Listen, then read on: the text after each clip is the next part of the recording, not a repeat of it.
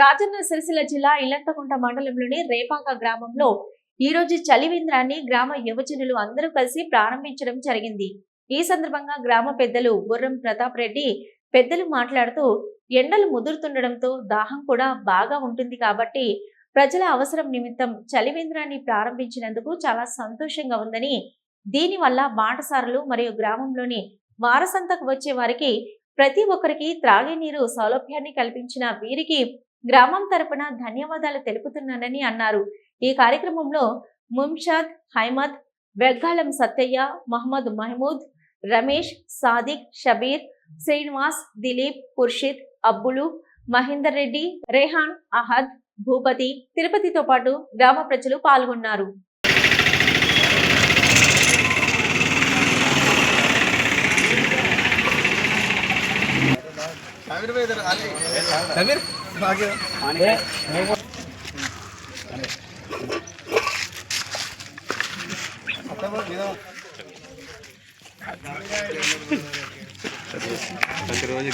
రేపాక గ్రామంలో యువజనులందరూ కలిసి బస్టాండ్ సమీపంలో చలివేంద్రం ఓపెనింగ్ చేసినందుకు చాలా సంతోషం.